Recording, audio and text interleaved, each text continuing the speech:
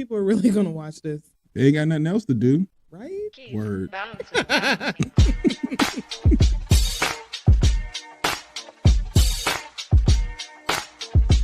ain't going on social media talking shit about TDS Radio. I know that much.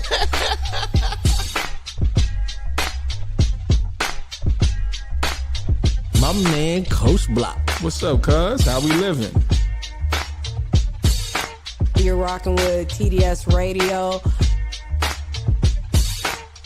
Get it, Kim. All right. She got a vision, and she want us to execute this vision. Ooh, man. That's what TDS is about today. Ken and Kim are the two dopest siblings that I know. All right, man. You ready? Am I ready? Are they ready?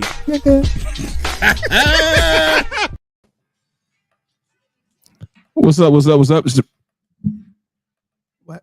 Oh, what's up? What's up? What's up? It's your man, Coach Block, one half of TDS Radio, and I am with Your girl so fab. Hey, y'all. And today is Wednesday, a Wellness Wednesday, a wonderful Wednesday. How's everybody doing out there? How are you doing today, Kim? You know, I can't complain. It's Wednesday. We're hump day, and we're almost there. Yeah, we're almost there. It's, it was one of those type of days, but I had to do some self-care today before coming in here to TDS Radio. So because we talked about it yesterday, so it would look terrible to not be able to take advantage of that advice that we got yesterday from Dr. Jans of Embody Wellness or Hydration and Wellness. So yeah, I did that today. Yeah. Did you do any self-care today? No, I did not. I just, did work and I guess so. Just pace myself, make sure that people don't get on my nerves. Wow. Not having people get on your nerves is a task. Because, people will do it. Right. And they will do it. I don't want to get in trouble with my job because I'm not allowed to talk about it because people will tell. But getting it, yeah, they will press your last nerve and then look at you as if, you're wrong for not wanting your last nerve pressed. Right.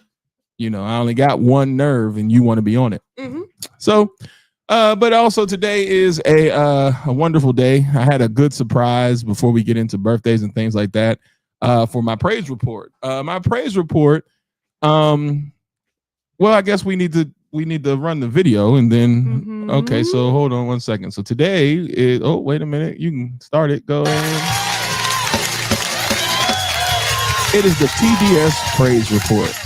TDS praise report, and today's praise report is going to be really, really dope for me because it's full circle. There's something that I'm going to be doing with the kids, working with the kids and teaching them some financial literacy, something that everybody keeps talking about, but it's easy to talk about and you got to do it. What does that look like? And I don't even know what it looks like myself because you know what? I've never had a financial literacy course. I've never taken anything as far as financial literacy for the long term. I just go from what I read and what I see on videos and stuff like that. But to actually have a person instructed is going to be pretty dope. And especially for those people who are younger, who can learn it sooner, right? Because the quicker you learn it, the better, right? So that's what we're working on now. We are working on getting some young people educated. My praise report is the educator for what we're doing is one of my former players. Yeah. And I just want to run what I seen today on social media, which made me extremely proud of him. So here it is. Roy, and I'm a Blue Devil, and I am an aspiring financial advisor. I feel as if helping families achieve their goals, helping families build, seeing them open doors for themselves that they didn't know that were possible, that's something I have to wake up and be excited about doing on a daily. I became interested in this realm really in 2019, right around COVID. Things got hectic in life, things really got adverse, it really hit adversity, but I found something I was passionate in and now I'm trying to take off with it. Right now, I'm really just trying to build myself up. Right now, I have to build a brand. I need to be focused on building a book of business. When I come out of school, I'm aspiring to be a financial advisor, so obviously I got to start sending in some applications. But above that, I've been doing some great work with Black Student Athlete Summit. I'm going to be doing some workshops around personal finance with one of my brothers out in Texas. That's going to be pretty fun. Tap in with that. For Friday, I get to talk to the freshmen on freshman financials and really just give them keys and tips that I wish were given to me when I was their age. Yeah. So, like I said, the beauty of that is it's full circle because he's one of my players, right? And also when I try to explain to these guys, like, hey, this is the way you want to go. It makes me proud to see him proud to be where he's at. Mm-hmm. Because initially he did not see that vision for himself. And it was one of those things where a lot of schools were trying to recruit him and everybody's trying to get and pull this and pull that. But when we sat down and I got a chance to talk with his family and really give them a solid blueprint of where I thought it was best for him for the long term, Duke, you couldn't beat it. And to see him go through it, to see him be proud, to see him say, I'm a Blue Devil, to see him, execute a game plan that he and I and his mom sat down and talked about, really makes me feel good. That is what coaching is, right? So he got an opportunity to play Division I football, but ultimately he has that degree from Duke, and he's about to go be a financial investor for one of the top banks in the country. So awesome. If I can pop my collar, and the reason why I'm saying that is because to me, that is what coaching is. You help these young people develop a plan. When you get them to the door and you develop that plan, then you just kind of guide them to make sure it's executed. I can't take all the credit because I'm sure Duke did a phenomenal job, as you guys can see, but getting him to the door of Duke. So whenever you guys out there think Coach Block wasn't that guy, just check in on some of the things that we got going on.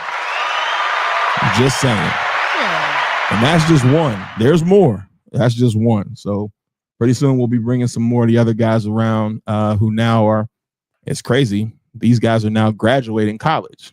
So what I would like to do is start to bring the guys that I assisted around more because I believe that basically each one teach one. One of the biggest things that this side of the state needs, and one of the communities that these kids come from, they need to see more of that. The more that they see of that, the more that they believe it's achievable. Right. You know what I mean? And that was always the goal. So you figure right now, hopefully he'll go back to his alma mater and talk to them. Right. And get the opportunity to, help guide some more young black men in a positive direction, just like him, and keep the cycle going. The more that you see that, the more you'll get young people to gravitate to higher education and the importance of taking their high school education seriously, because there's no way you can get into the higher education without doing what you need to do in high school. Right. So with that being said, that was my praise report. What's yours? I'm kind of like Dr. James yesterday. I'm here. That's a start.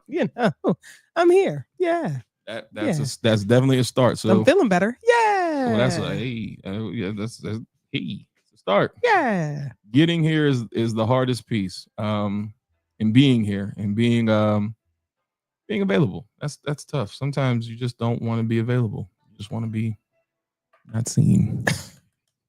I had a conversation with one of my coworkers today about that. About not being seen? Well, not about being seen. It's just like how to essentially like get back on the horse when things are changing at a rapid pace, because he's trying to expand his business. He's a new father. His wife is unfortunately going through postpartum. He's building a house and it's all these things happening at one time. And he's just like, I can't keep up right now. One thing at a time. Yeah.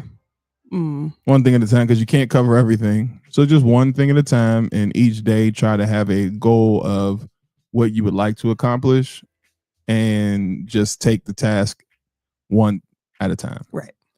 If you try to think of anything more than that, it'll be overwhelming. Exactly. You'll feel like the weight of the world is on your shoulders and that you're behind the 8 ball and that you can't catch up. And in actuality, you can, because some of these things you can stop. You can't stop postpartum, but you can stop things that you know, can be controlled and say, okay, well, like the house thing, you can't control nothing. All you gonna get on that is updates. Right. So there's nothing that I can really stress about that because you're not out there building it. So other things that he can't control is postpartum. Unfortunately, that's the thing that women go through, and there's nothing that you can do. So the only thing you can do there is be supportive and try to help as much as you can. Right. And new kids, you know, that's always tough. It's always tough. So, you know, it's a lesson to not have kids. I don't know why I keep telling people, everybody I know, why do you have children?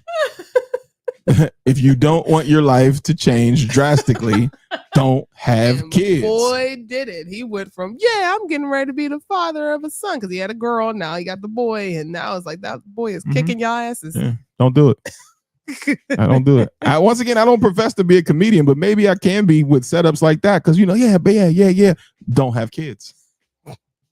So I can't feel sorry for you because you self-sabotaged. So you should have done, if you wouldn't have had kids, 2 of those problems would be off the table.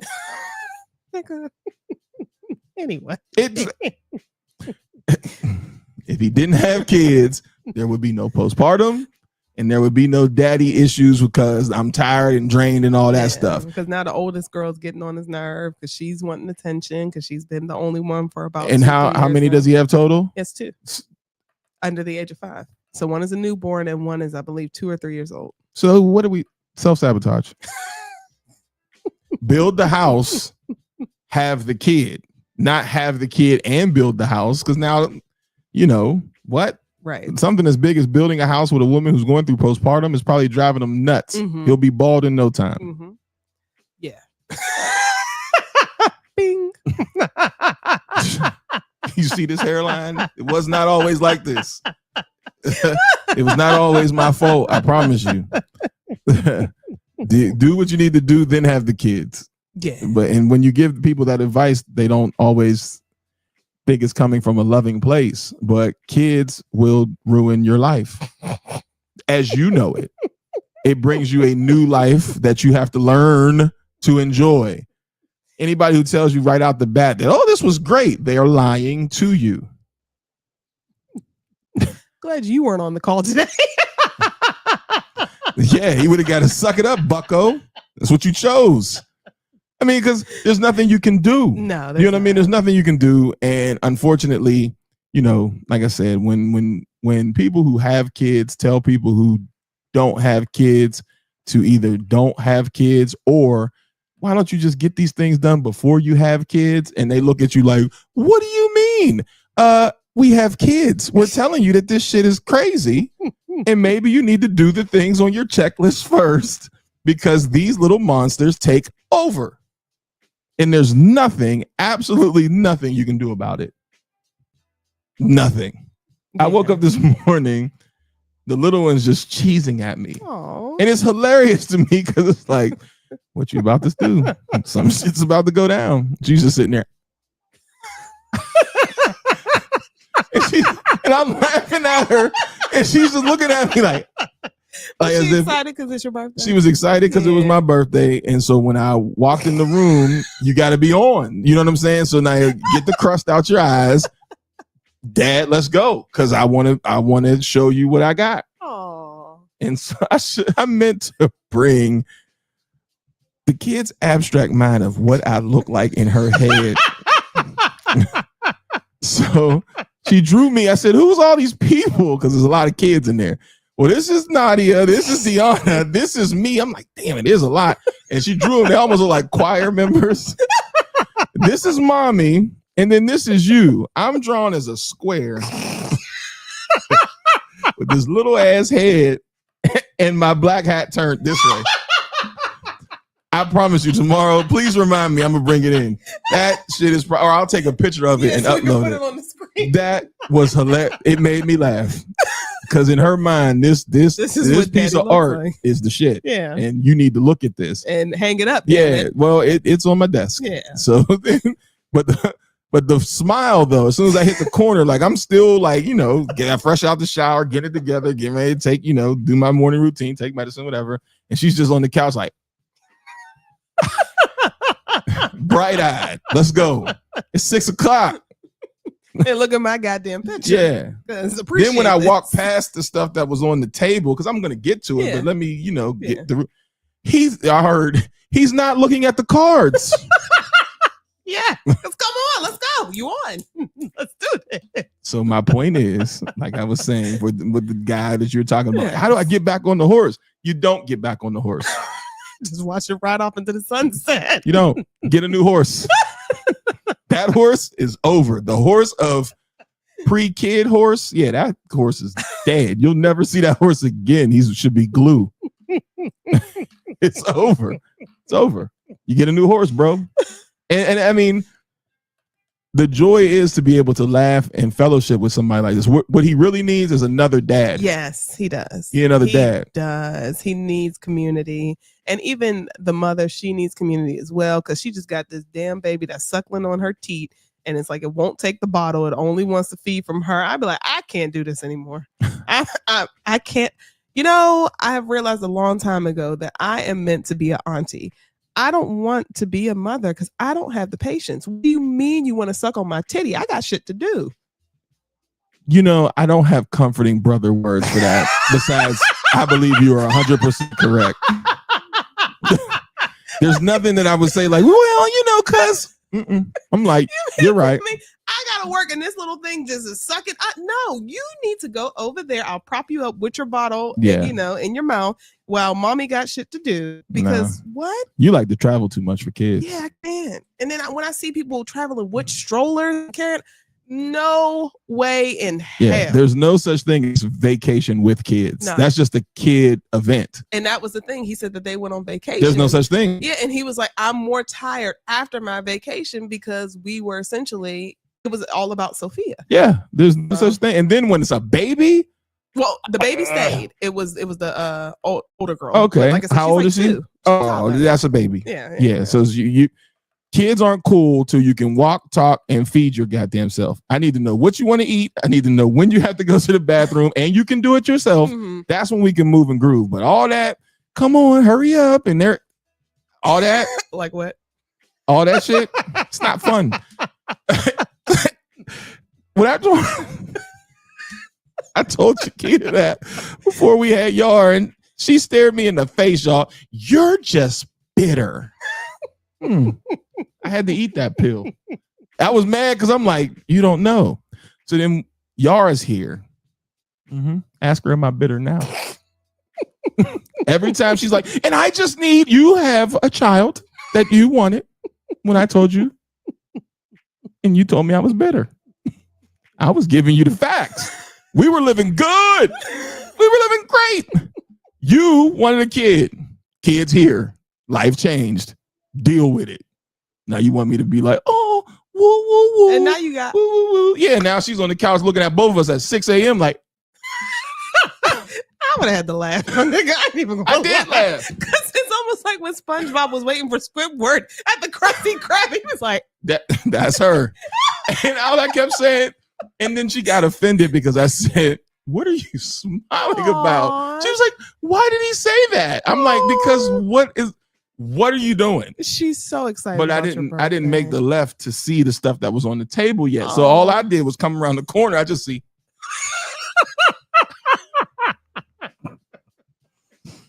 So my man, you don't have to say his name, but my man, your coworker, hey, bro, get a new horse.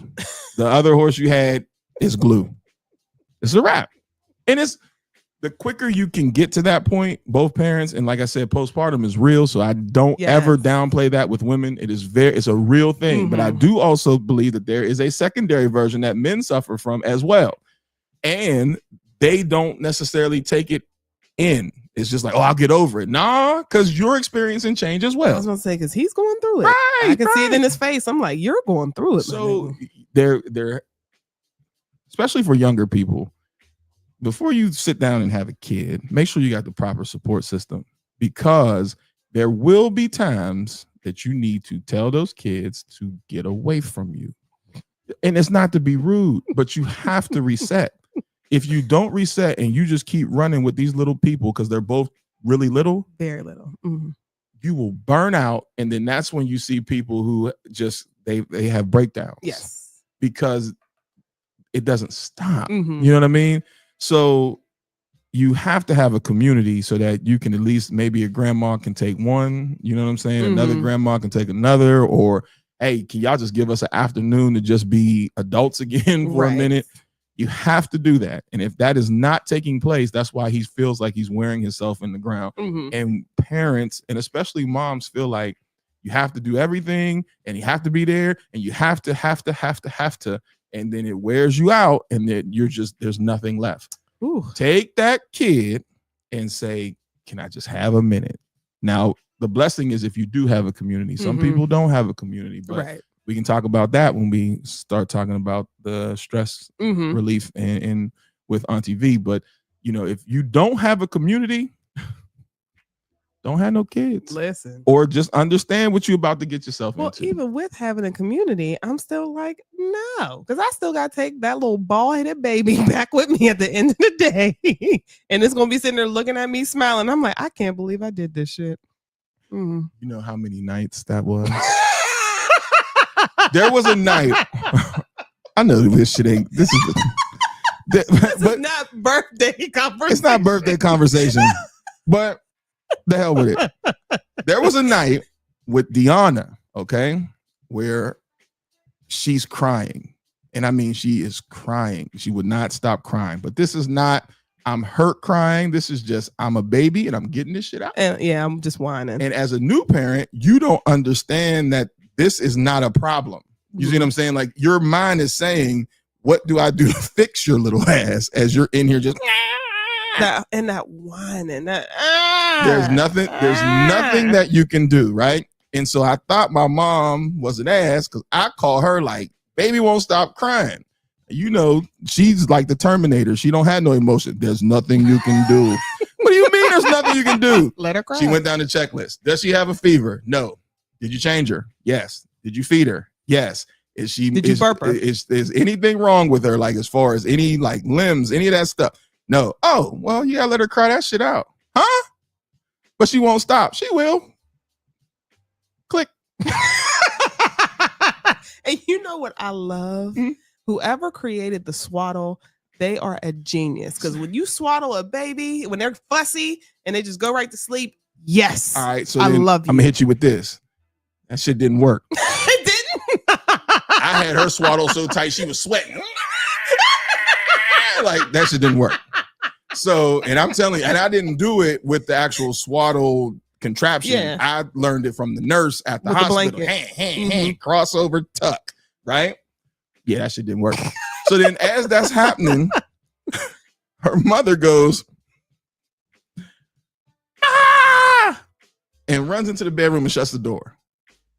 And now she's crying. Oh. So now she's in the room crying. Mhm.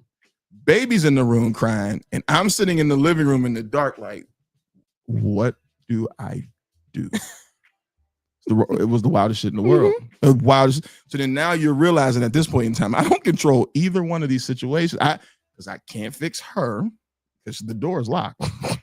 It's locked. Fuck it. Yeah, because the first thing I did when she screamed, ah, boom, ran off, shut the door, and I heard click. Oh shit, she locked the door. Now she's in there crying. So that's now baby. Okay, now it's me and the baby. What do? You call mom. Mom goes down the checklist. Hey, just gotta cry that out. Click.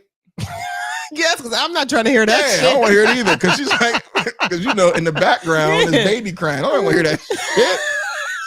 Click. God, I wish she was alive for some of this stuff. So then now I'm sitting there and figure it out. And you know, you get your rocking in, and you do what you can do and hum, but your mindset that you have to go through, your transition that you have to go through is different. You now realize that you don't necessarily control anything with this little person. This little person, they mad, they do your thing.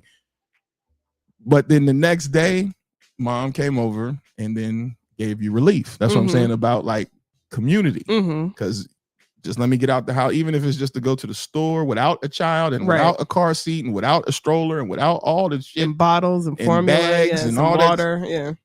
I don't like carrying extra shit to this day because of that. You get one bag. When we travel, do you Right. ever see me bring more than a book? I folds the shit out of stuff to get it in one book bag. That's it. All that extra lugging and come on, princess, let's go, man. No, the hell out of here. I'll tell you, I can't stand that shit boarding a plane. It's like, oh, women, children, you got kids and their little suitcases. And it's like, Mom, I can't get it. And they're like, come on, Jeffrey. And you're like, what the fuck out the way? You and these damn kids. That's why, as a brother, I'm like, you're right. Not you're gonna change your mind. Not in this big age. I thought about it like, well, and I'm like, no, I am meant to be an auntie. I'm sorry. And I'm okay with being yeah. an auntie. Mhm. Yeah. Yeah, it's pretty bad. Y'all, I'm okay with being. I will love on your baby. I am that auntie that will give you the relief, but then no, you better come back and get this goddamn kid. And I'm sorry, I missed the praise report. So one of my players made the dean's list. Great. Well, Congratulations, CJ. Sugar. So that's a praise report. You got that. So yeah. But yeah, man, back to I'm so for the homie.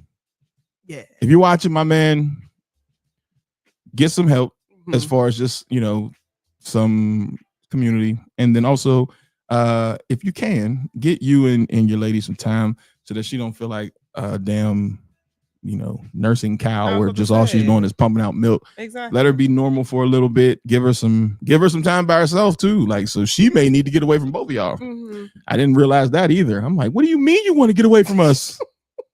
More kids? Yeah, because he was like, oh, and then we got a chance to spend some time at the sauna.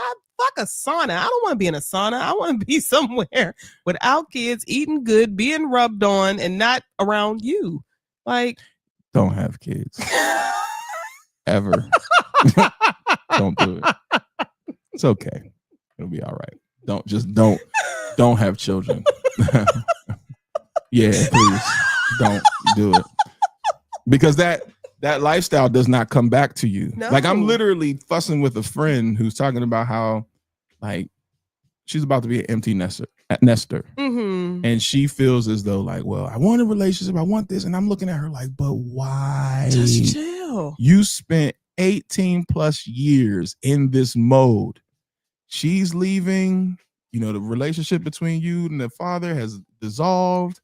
Now this is get to know you again time. Yeah. And you talking about putting another Negro in that? No. What is wrong with you? Girl, you better get your ass on a plane, find, I don't know, go to somewhere and just enjoy yourself. Go drink and party, meet new people, find She new told community. me, quote, "Are we trying to put your therapist shit on me?" I said, well, he'll be on tonight. So make sure you So tune in. then that, and then get you some CBD so you can think clearly, because clearly you're not. No. And because No. there's no way you spend 18 years battling, fussing, and fighting and all that stuff, and you finally get this child to the college doors, and you're about to send her away to school, and then now you're talking about add another person Yeah, back no. in. Are you crazy? And like you said, I'm glad James will be on and on TV because like she has said to you guys before, she has she's a mother that had 2 boys, and now she has become an empty nester. But it's just that transition of what is this new normal for me? And even with James, just kind of explaining that of like, what is the thought process for why some people have to refill that gap? Like, you've done your job. So now you're Mhm. saying, oh, I want to go back to zero. Absolutely the fuck not. Right. I'm trying to tell you, don't do it. I'm telling you, don't do it. 2014, 5. What the hell?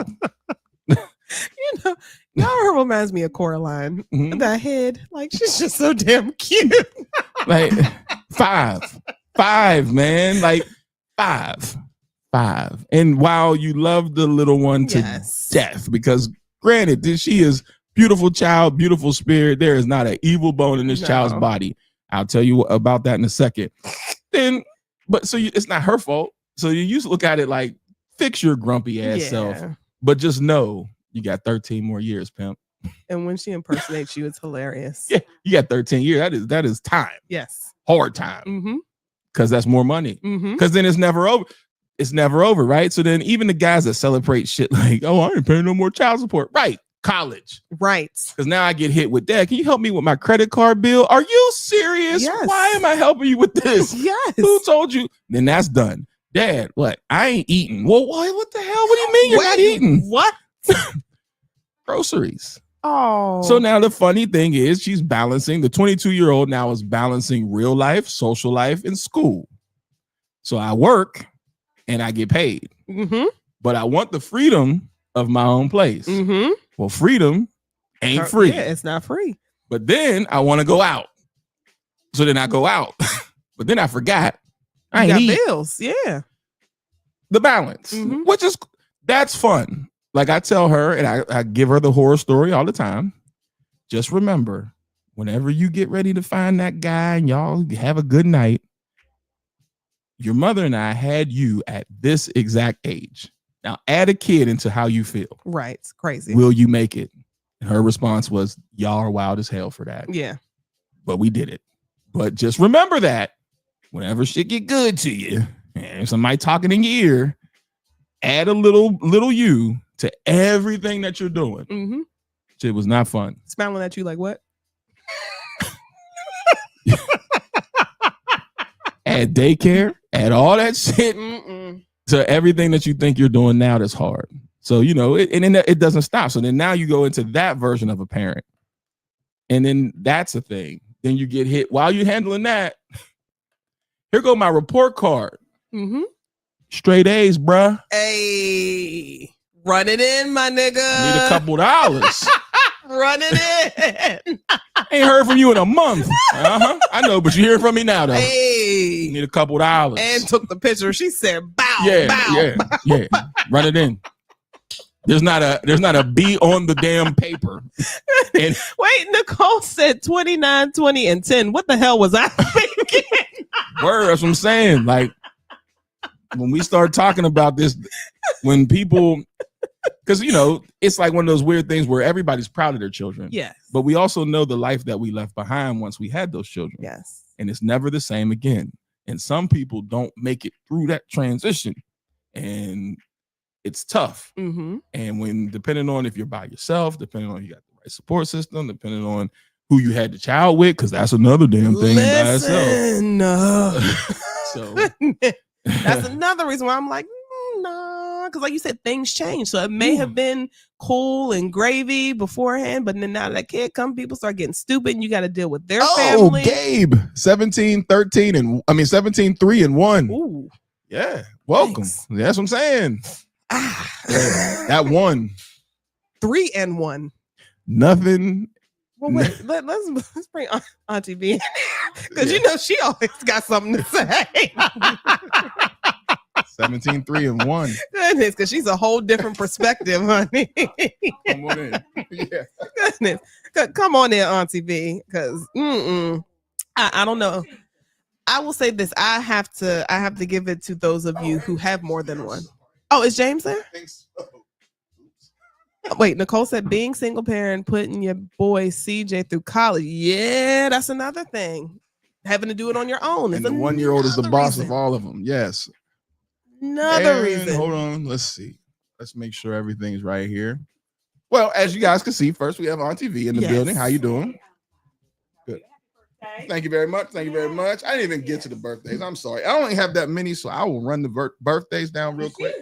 Right? No, that's right. That's me. Yeah, that's You know, there's a couple others. whatever. What the hell?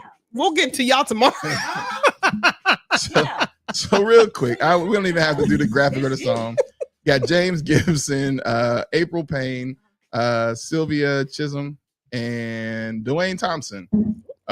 Which Dwayne is an old friend from high school or from What is going little. on?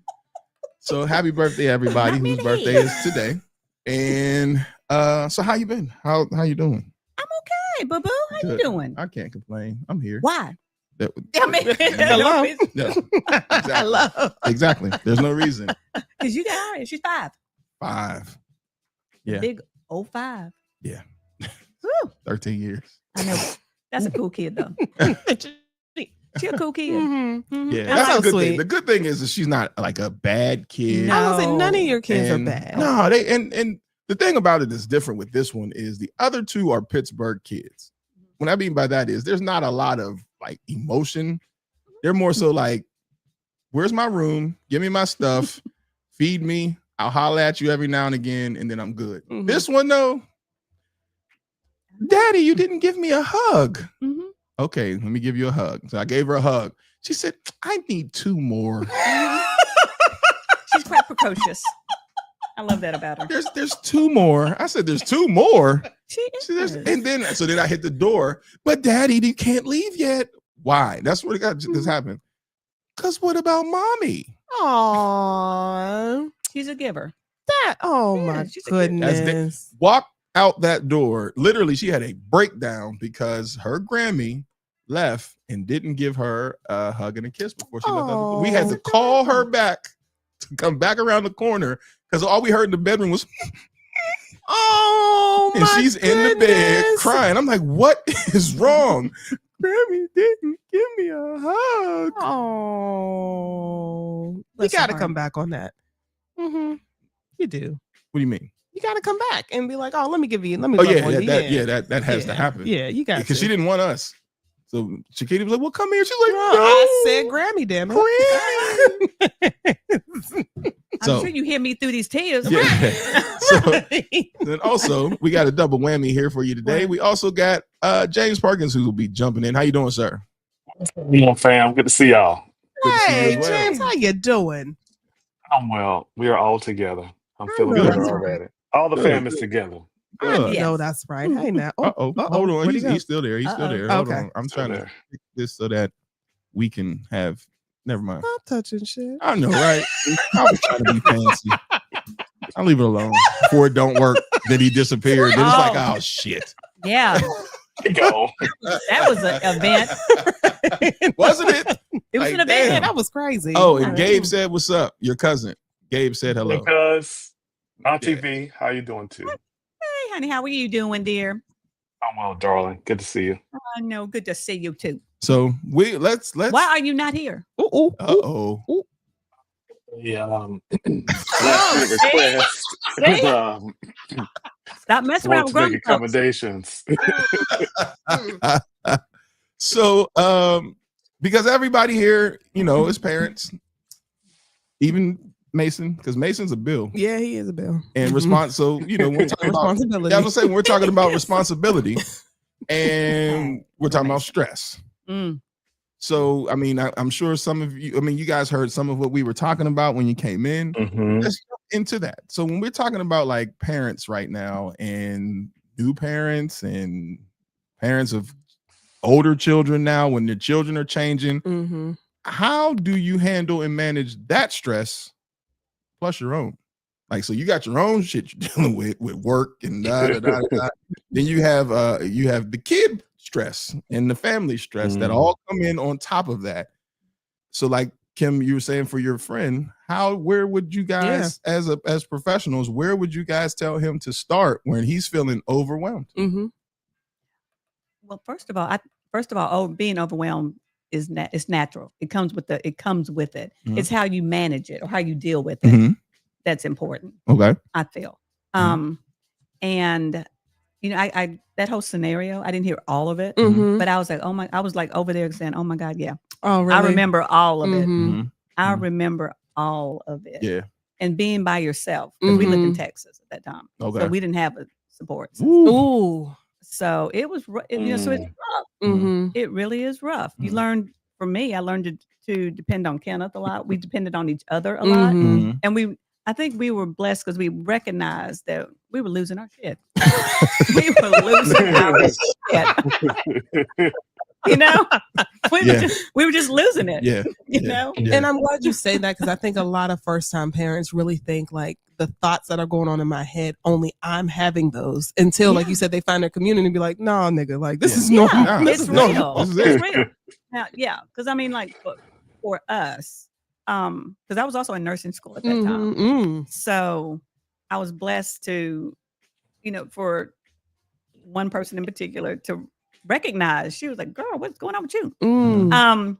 Because you know you're trying to manage it all, Mhm. and she was like, "Okay, you know what? You know, I'm gonna help you." You know, Mhm. and so it was someone else actually acknowledging that, you are not, You're not not doing okay. well here. Right. Mhm. You're not Right. okay with this. And then started honestly helping me and us Mhm. deal with the stress by, coming and babysitting, or coming over and letting me sleep, letting, because that for me, that was a big thing, letting me sleep, Right. letting me take a bath, I know that's right. Yes. uninterrupted. Yes. Mhm. So it was little things, and it was learning new skill sets Mm. to manage, because I relate to the the whole the screaming, Mhm. Mhm. because I that happened to me. Mhm. I was just like, what the hell is wrong with you? Yeah. And I finally I just put him down. I just put him in the crib. I closed it up, went in the Mhm. bathroom, and just I was just like crying my eyeballs out. Oh God. I was crying my eyeball. And then like probably about 2 hours later, I realized he wasn't screaming anymore. Yeah. 2 hours later, I love it. Because I was like, I'm gonna kill this Yes. kid. Yeah. Yes. So I did. I was, you do the whole thing, Mhm. he's fed, he's burped, everything's okay. Right. Right. You are losing your shit. I know you cannot verbalize. Yeah. So yeah, I mean, put him in that crib, screaming his head off. Yeah. Oh. Put him in that crib, and I was like, I don't know where else to put. So I went in the bathroom, closed the door, Yeah. and just like I said, just lost it. Yeah. Mm. That's And what just she did. praying. I was just like, oh please, Jesus, I guess he's okay. Mhm. Yeah. And the next thing I knew, about 2-3 hours, Done. Yeah. he was done. I Yep. said he wore himself out. Yeah. So to answer that question, Mhm. I think for me, I can only speak from my experience, is Mhm. learning how to acknowledge it, Mhm. and to start learning to get some coping skills. You're a new parent. Yeah. And I think that was, and I have to admit, now I went to a non-traditional nursing school. Okay. So it was based on a theorist who believed in self-care and Mhm. total healthcare model Okay. for taking care of patients. Mhm. So I was blessed because a lot of techniques were integrated into my program, Okay. Okay. which was rare, and I think it still is. Mhm. So it truly was based on community Mhm. and community service. And I went to a university that believed in that too. Yeah. So they taught you. I was blessed. Okay. They kind of taught you how to deal with your community, how to build a community, Mhm. and how to deal with life. Mhm.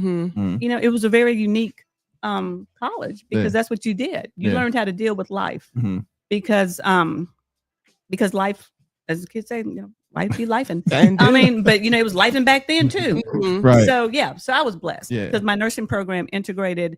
We looked at the whole person, so Mhm. you dealt with their mind, body, and spirit Okay. Mm. in healing. Okay. So my healing stuff came, way back Gotcha. with my nursing program. Okay. So I So- was blessed. So then, James, with from the brother standpoint, because this was the gentleman that you were talking to, right? Mhm. What would you begin with him? Because most dads don't tap in emotionally right from the door to what's going on. Mhm. So, what would you suggest to a brother who may be going through this and they're not even emotionally conscious And of the changes? He actually said that, just to give you some context, James. He was like, I don't typically know something's wrong until it's too late. And he was like, I don't want that to happen again, Mhm. and I'm guessing he was referring to like maybe depression. And then he's starting to see the signs in his wife as well. So like you said, what can he do to kind of, navigate before it gets to the point where it's like, oh, I've gone too far.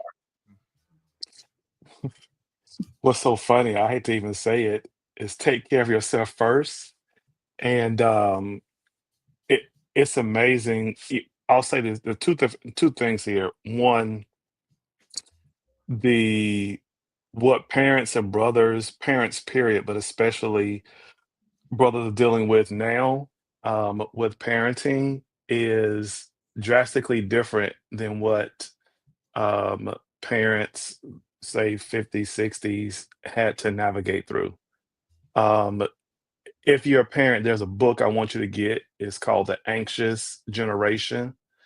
by Dr. Jonathan Haidt, and he explores the dynamic because we're such in a digital age with our kids that are part of the things that they're navigating through as a result of just being kids are being heightened because of what they have exposure to and how easily they have exposure to it. Putting that aside, specifically for brothers, the challenge of parenting that I think is significant for brothers is that you're having to parent a kid while you're also reparenting yourself at the same time. And because most brothers don't have those tools to reparent themselves, they're showing up with really over functioning. So the kind of the tactical things they're involved in as far as tasks, but that things dealing with matters of the soul heart, they're just not attuned. And I missed the part you were saying that he had paid attention. He usually catches it too late. Was he referencing the kids or referencing his wife? He was referencing himself, of just like typically he doesn't realize how bad off he is until it's too late, and he's not exercising, he's not taking care of himself, he's not attentive to his wife, and that's when he realized like, oh, I've reached the deep end. Yeah, get help yourself first, and this the simplest. Yeah. There's no other way. If you don't get, do I look cockeyed? Because it's funny when I'm on split screen. I feel like I'm looking at it. No, you don't. You try to laugh. Okay. I'll be super conscious about it. I'll be like, now, wait a minute. That be better now. Now I should look like, nope. No, now you're looking the opposite way. You're good. I'm just look at the camera. My screen up, right? But seriously, man, I think like find you a therapist. I think because brothers are so emotionally disconnected to what's going on inside of their interior world that it's hard for them to recognize the shifts that are happening in the people that are closest to them. And and that's the best way you can do it. Get some support. And the type of brothers that I'm around, like, I'll talk, me and Ken will talk. You need brothers that will kind of echo some of the challenges that you're already facing. So that can give you a sense of, I'm not the only one navigating through this. Typically with brothers, that depression sometimes is hitting or setting in. Like you said, he's missed it because he hasn't talked about a lot. He's stuffed a lot. But a part of the reason that he's stuffed a lot is he just hasn't had spaces to talk with brothers to be like, oh man, this is normal. Like I'm navigating through this right now, to lower that threshold of, man, I'm the only one that's kind of going through this. So sometimes it's just not the fact that the person is getting depressed or brother's facing depression as much as it is he feels like he's doing it alone. And because he feels like he is doing it alone for such a long period of time, that's what's leading to the depression is I feel like I'm in this thing by myself. Yeah. So then when you on TV, when you said you felt that, like, how do you begin that conversation? Like, the one thing that I could say with Chiquita and I, it was like a cheat sheet because I have been parenting before her. So I was able to recognize, like, okay, we need to make sure we don't lose ourselves. But if I was to say that with, the my ex-wife, we were in it, and like you said, we were losing our shit. The kids, they were whooping our ass. Oh yeah, so they'll beat you down. So how do you suggest from the woman's perspective, how do you express like the postpartum to a person that may not have a clue of what it is, but that there is a need for something? I think that you're in it, and so for women, and my experience, because I can only speak for myself. For me, I think that I understood that something was wrong because for me, because you're not sleeping, you're not eating. Heck, you forget to do things. You forget to take forget to take a shower. You forget because you're just running. Mhm. And for me, I had to just crash. Mhm. I mean, I did. I just Mhm. crashed. And then, so having the conversation with Kenneth was more like, I think to the gentleman's point, it's like, I realized I was tapped out. Mhm. And I think, and he recognized I was tapped out. Mhm. So then Mhm. then it was like, okay, Mhm. you know, we have to have a conversation. We have to talk about this. Right. And it was literally, you know, it was like, put the kid to bed. You know, Mm. I'm in the bed, Mhm. and he's just like, okay, you know, we got to figure this out because ain't either one of us doing well here. And so, you know, for us, it was acknowledging that, Mhm. okay, you know, we've got to do this because we're by ourselves. Right. Mhm. Right. You know, so we've got to lean on each other, and we've got to do this. So Mhm. so we did. So, you know, it was like, okay, you know, we may not be able to get, you know, a whole day to each other. I mean, Mhm. for, you know, for ourselves, but Mhm. okay, I'm gonna take a couple of hours, you know, and he was, you know, he's like, okay, listen, you know, I'm gonna take a couple of hours. I get the kid down, take a couple of hours, Mhm. you sleep. I'm gonna go hang with my boys for about an hour or two. Mhm. I'll be back. Mhm. So it was that. Mhm. We began a give and take. Mhm. It wasn't a together Mhm. per se, but it was taking some time for each other. Mhm. Mhm. And that worked for us. And then as we, like I said, as my girlfriend came into it, then it was okay. Mhm. You know, we're going to take 4 hours on Friday night. Mhm. You know, after school, it's going to be us. Mhm. Mhm. And so it was little, it was gradual. Right. We recognized that we needed a timeout. Mhm. Mhm. But I think you have to. Mhm. Now for me, like I said, for me, I was out. Just I was done. Done. I had hit rock bottom. Mhm. And I, you know, I was like, okay, I don't care. Yeah. You know, Yeah. he can sit in there. I don't care. You know, Yeah. I'm not getting out of this bed. Yeah. Right. I don't care. Mhm. And so yeah, so Yeah. that, you know, it was kind of a trigger for Okay. me. Yeah. And Yeah. then for us. Mhm. And I guess at that time, I guess he had to have been maybe, honestly, probably about 3 months. Okay. Mm. About 3 months Mhm. Mhm. of just this cycle. Yeah. And then yeah. And I'm gonna be honest, like put that little scoop of rice in that bottle. I know and that's I was right. just like, Shake it up. That's right. take it up. Boom. I'm done. Yeah. That's right. So that's a true confession on my end. I literally was about to ask James for one because we've all kind of expressed our little Oh, yeah. ins and outs. But as a dad, and say you know a dad is looking for that community, and you can relate. What were some of the challenges that you faced when you, especially in the earlier times, like you know the 3 months, 4 months, and all that? What were some difficulties that you found, and then how did you get through it? I think part of sleep, sufficient sleep, who was going to do what, when, where. Mhm.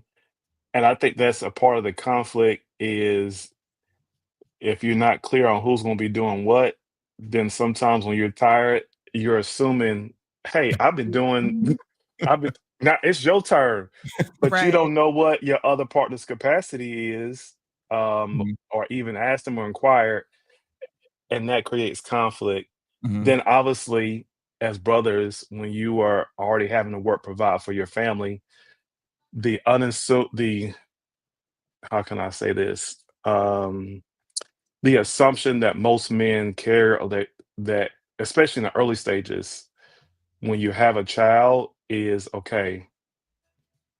Mom has had the baby.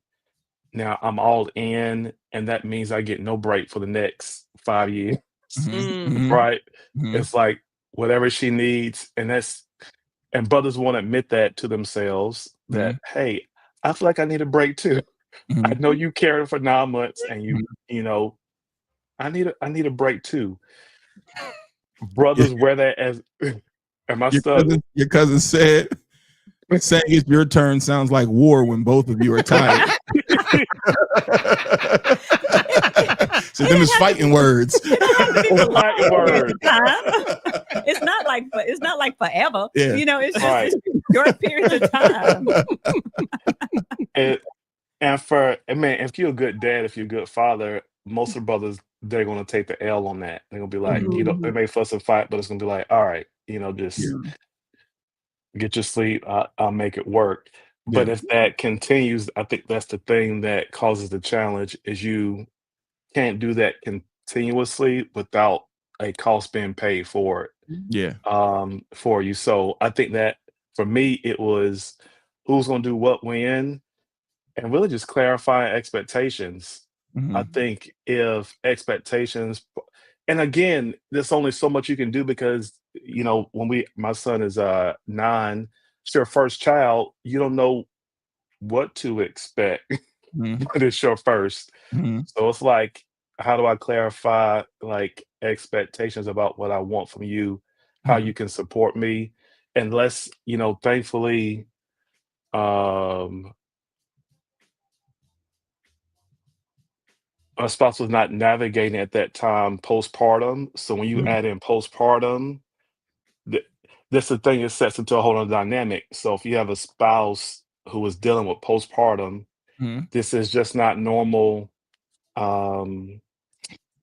Baby is crying and got to put them down. No, that whole emotional interior is like disoriented. So there's another I level of was gonna say support. that. We talk about postpartum. So if for a young parent that may be watching and don't even know it, what is postpartum? What are they experiencing to where you can say, "Nah, baby, this is postpartum." Well, from a physiological aspect, I mean, there are huge hormonal drops from your body basically like doubles in blood volume. Your estrogen is up. So there's a lot going on physiologically, and then once the baby's born, there's this huge drop of all of these of your hormones, and by nature, I mean, you just if you look at someone truly, maybe 8 to 12 hours afterwards, they are, I mean, their emotional roller coaster. I mean, they are just like hitting rock bottom even then. And you can see it. Because I mean, of course, I did L&D for a very long time. And they are. And you can see it almost automatically. When a baby is born, like C-section or whatever, when the baby is born and that switch in hormones, because immediately they're tired. I mean, and it feels like they have ran a marathon. And people were trying to take pictures with you holding the baby and you over there like. And they are comatose. Yes. Right.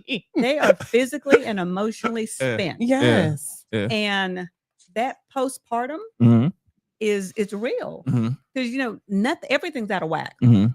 Everything is out of whack. And to be honest with you, it takes for your body to start equilibrating. It takes anywhere from 3 to 6 months. Really? Oh my God, yeah. Yes. It takes you've got 9 months to deal. I mean, Right. to build up all these physiological and emotional hormones. You got 9 months, and they're running pretty good by by delivery. Right. and then the baby is born, and then it's like whoosh. Yeah. And you just go whoosh. So it's not, when people say, it's just an emotional thing. It's not. It's physiological too. Got you. And you are, you're trying to do all this because you literally feel like you have ran like the biggest marathon in your life immediately afterwards. And I don't think people understand. Did you say absolutely not? Absolutely not. Every time I hear people talk about it, I'm just like, you're giving me more and more reasons to say, no, I'm okay. Well, but it is. It's just, and that's what researchers are finding out, that it's not just, honey, you're just going through baby blues. It's not just, it's not just your mental status. It's a physiological issue too. So is it safe to say that every woman will experience some level of postpartum? I'm not going to go so far to say that. I think that, but I do think that every woman, I do know that physiologically you are tapped out. Everything has bottomed out for a while. And the average woman, is running about 3 to 6 months, sometimes longer, of postpartum depression. Because your body has to get used to that, and you add everything else. Yes, you're adding everything else to this mix. Now I got a question in this for James and also for you on TV, because emotionally at times it is made to seem like men don't understand. Is there a mental / emotional switch in us as well, even though we didn't physically experience the birth?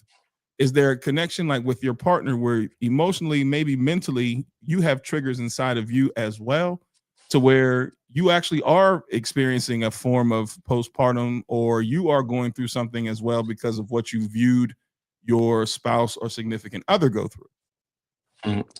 I would, the thing that immediately comes to mind is your partner is having the baby, nurturing it for the first 9 months, they're getting ready for birth. And then our role for brothers, if you will, obviously it doesn't just start once the baby is here, because hopefully you've been supporting, going to appointments and all that different stuff. But the rubber meets the road as soon as that child gets here. And what I've often found for men is the thing that causes the most distress and emotional, if you will, disorientation are their expectations about what they should be as a father. They are trying to reconcile fathers that were not there for them. How do I then show up now and be present? Brothers, because they don't know what they don't know. What am I supposed? How can I say that? Like, I don't know. I'm not supposed to know this. And when our partner is communicating with the assumption that you should know this, brothers are like, they're left in the dark, because I'm doing this thing for the first time too, right?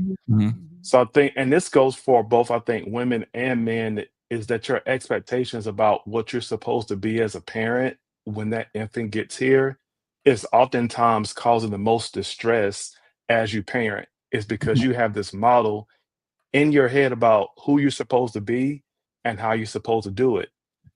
And if that model is not being executed as you would like, that causes shame, that causes loneliness, causes anxiety. And it causes anxiety because then there are moments that are going to reinforce that. So your baby crying, Miss V, and you're like, hell, like, I didn't fed you. Why won't you go to sleep? I've done everything I can do. I don't know what's wrong with you now.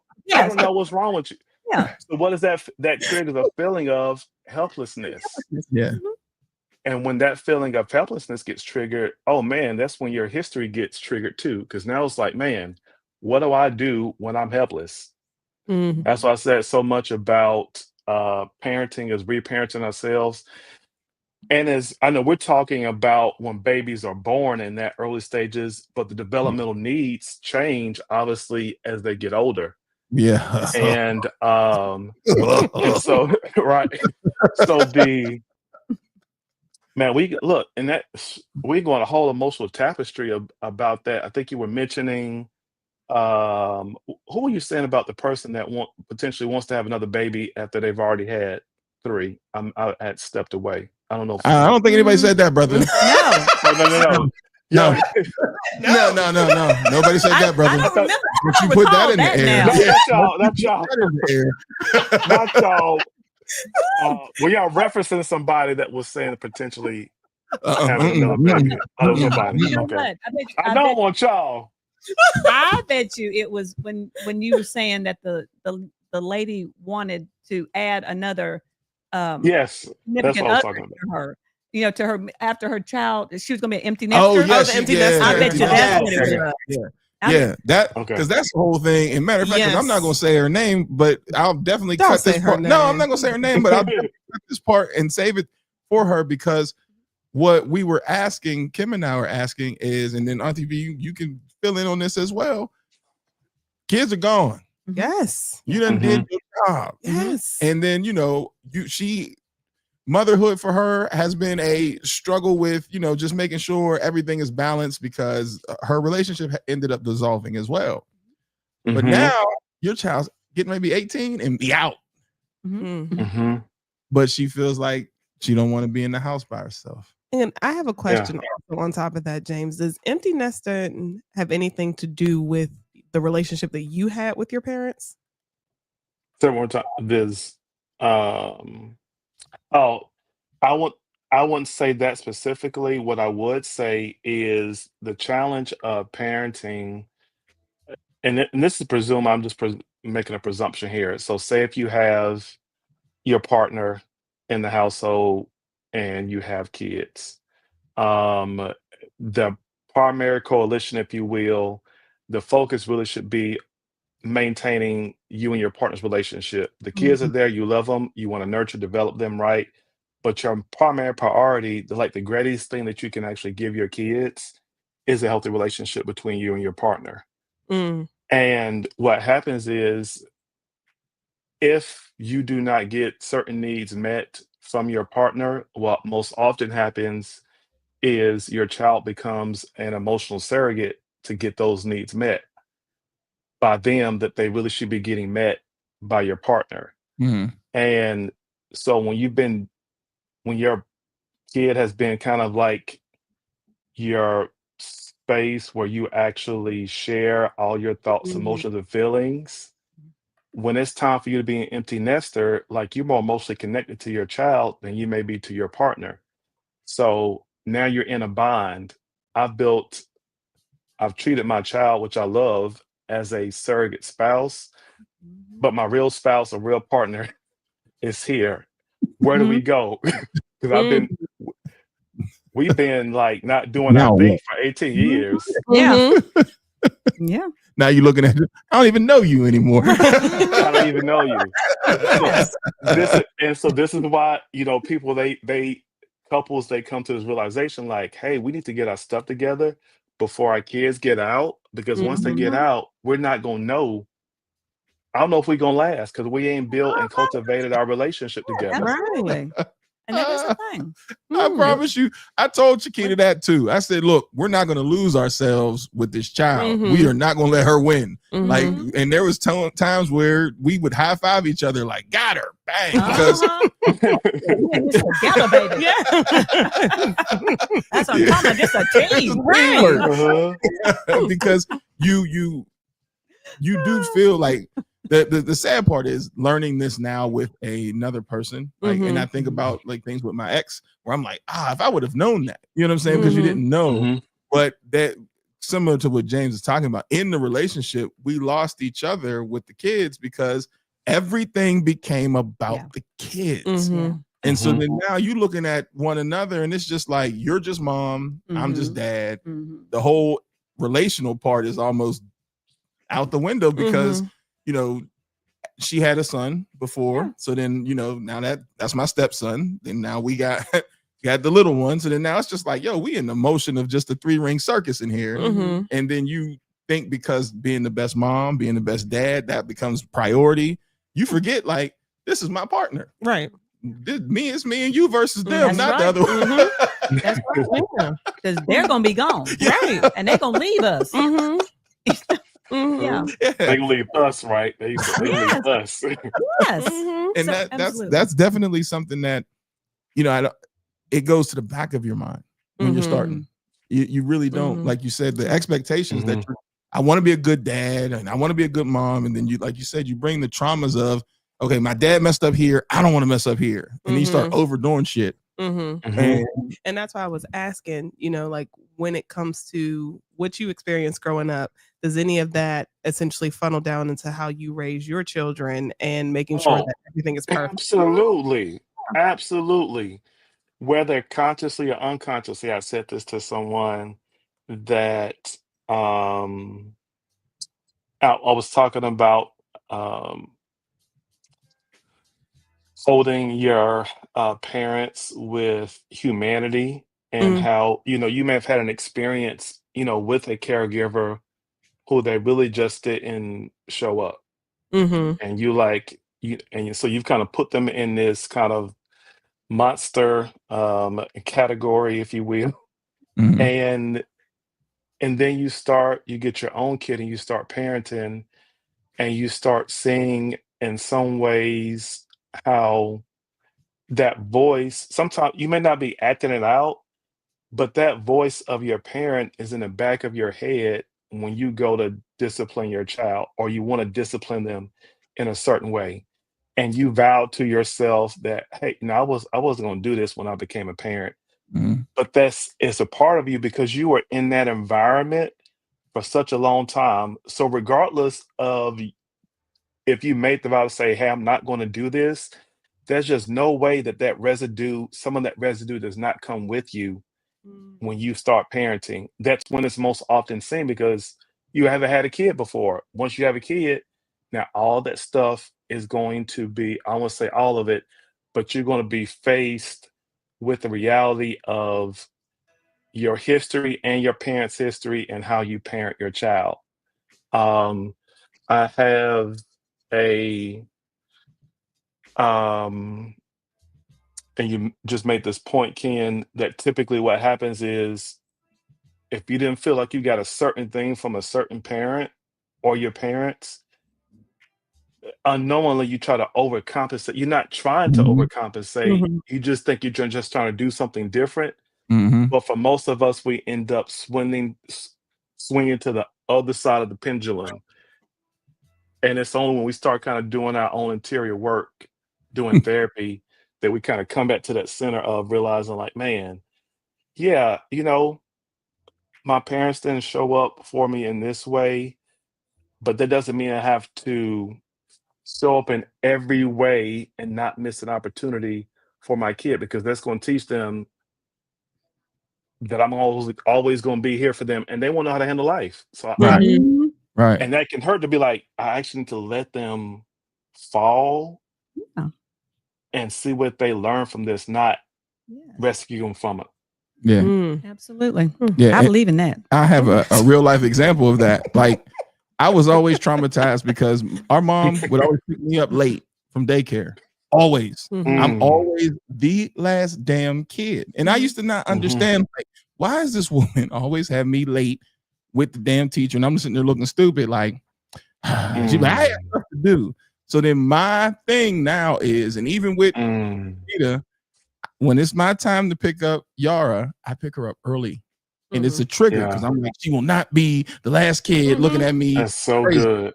And that, I promise you, Chiquita's like, but we pay for after school care. So what the know hell that's are you right. doing? Like, so like It Chiquita's don't matter. if we got to pick her up at 4, she'll wait till like 10 to 4 Hello? and go get her. If we got to get her at 4, I'm there at like 3 o'clock, 2:30, like directly after school. But it's all triggered from, I used to feel like, why am I the last kid to be picked up? You know, she left me by myself on 9/11. I said, well, God damn it, it's a national tragedy. And I'm still in school. Everybody's And I still got abandoned. You would think, like, man, I'm about the whole world's about to end, and you still said I had stuff to do. My school is across the street from a power plant, and she still said, "You gonna wait? I'll get there." She was good for that. You okay? I'll get there. Right. Wait in New York. But literally, when you spoke, that's the first thing that's why I started chuckling, because a real life example of that is in my head. And I have to think it through, like, she's good. You're all right. But I'll race from school as soon as I get off of work to make sure I get there so that she is not the last kid sitting there. That is ridiculous. James, I need help. I was about to say, this sounds like a James issue. James, next session, we got to put that on the table. I mean, I'll got it. I'll give you some Put in my notes. drops. I'll give you some drops. I suggest you head on over there to James after that.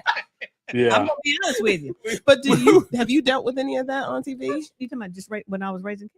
Yeah, of just course, like, thinking about how you were raised, and it's like, well, I don't want that, so I need to make sure I do this with my boys. I have to being conscious about it. Mm. And acknowledging, yes, yeah, there are certain things that I can't think of anything off a hand, but let's see. Oh, probably because I didn't like to I didn't want to be the heavy person, the punisher. I didn't want to be the disciplinarian. So because I always felt like, I was disciplined enough as a child. I know that's right. So, that's probably my thing. Yeah. Which is, it was kind of like this, okay, now you got 3 times. Right. I done said it twice. Right. Don't make mama get up off this chair. Because it's like I'm warning them. Right. And then, once it's 3, I'd be like, Kendall, go get him. Right. I ain't hurt my baby. Right. What are we talking about here? Yeah. So that was probably the biggest one, and I'd be like, oh, okay, y'all, come on. Right. This is 1. This is a warning. Right. And it'd be like 2. And then, Kendall is somewhere around there. And then, I'll be like, all right, God, I'm up. I'm up. I'm gonna whoop you. And then I'm like, Kendall, go take care of that. I'm about to beat your ass. Kendall, baby. And then you'd be like, why you make us do that to you, boo? That's right. Mama loved you. Yeah. Yeah. So that was probably my thing. I was not, Because once I had to do it by myself, like if Kenneth was gone or something, it was probably as bad as he was, because it would just tear us up. I'm like, why they make us do that? Right. Badass kids. They just be pushing us, baby. They upstairs crying, and we just like, why they do that to? Why they do that to us? Do this. Don't make me step out of character. Yes. So that's then mine. for James and also for Auntie B, how do you, if you notice that there's the triggers that are maybe like some derogatory experiences from your parents, some negative experience from your parents, what do you do to stop that? Because there are some people that go overboard with beatings. Yes. Oh yeah, no. Because they've been beat. Well, we talked about that the last show. The one woman that was triggered because her son was going to rob a convenience store. Yes. And she just, like you said, she was tired. She had enough. She was tapped out. Yeah. So then she just went overboard. And she knew the road he was taking, and she did not want that to happen. And so I don't believe she had any coping skills to deal with that. And so her only mechanism was to lash out. I mean, and try to stop him. And I think hence, the beat down that young person got. But I think that was just all she had. Right. I really do. And that's why I would say, I told you she needs some help. They both need help. They need therapy. James, they need therapy. Which is true. She needed therapy. She was pouring from an empty cup. She had nothing else to give. She was tapped out. And that's what I said. I said she needed some grace. She needed some therapy. She needed some coping skills, and she needed a community. She needed someone to help her. Help her and help him. Because that's all she had. Right. And I believe that. I don't believe it don't penalize her now. Right. This is the time where she needs you. She's lashed out. She's told you, look, I need help.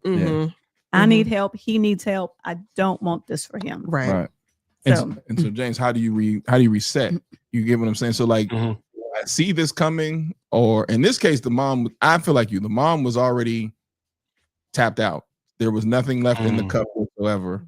And so then now her son's behavior has triggered her now to possibly go overboard, because now at this point in time, I'm tapped out. And now how does mom or any parent, how do they reset this when they realize that they've been pushed to the brink because parenting and life, they've gone too far, and now you kind of have to reset and bring everything back, because at the end of the day, that's still your child.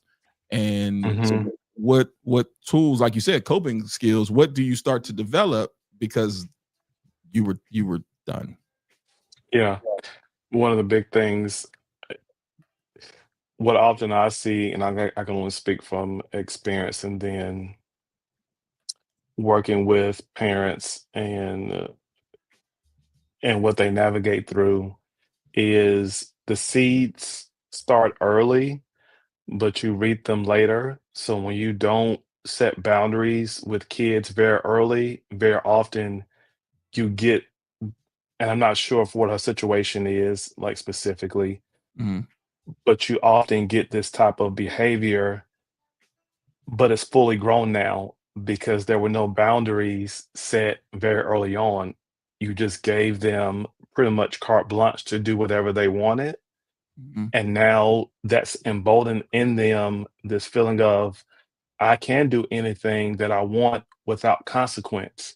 They Mhm. just don't learn that at 14 and 15 and 16. They learn that at 3 and 4 and 5 and 6 and 7. Mhm. When you say to them, hey, don't do this. And if you do, hey, some time is going to be taken away here, and you don't follow through on that, what that teaches them is, oh, the boundaries are not firm. I can do Yeah. something and I won't have to pay the consequence for it. And so when we think sometimes we're actually being loving early on by giving them, like, you should obviously give grace, but if every time you don't hold them accountable, that's you're not loving them well. That's actually not love. You like setting them up for Mhm. failure. Mhm. Mhm. It's almost And Mhm. right, Yeah. I Yeah. mean, Yeah. right. And I'm not, and I mean, and this goes even with, even if you are a single parent, or even if you have a child that does not, may not have his father present, the the boundaries start early. They just don't start at 12, like I said, 13, 14, 15. Second thing is, and I say this, intensity always reveals history. So when your child does something and you feel like that, like you went from like 0 to 80 real quick, Mhm. that's often something connected internally with your own history. So take a Mhm. Mhm. break, Yeah. Mhm. Mhm. step back, reevaluate, ask yourself, man, why is this so triggering to me? Sometimes you can process that within yourself and get an answer. Sometimes you speak with your therapist and say, hey, this happened.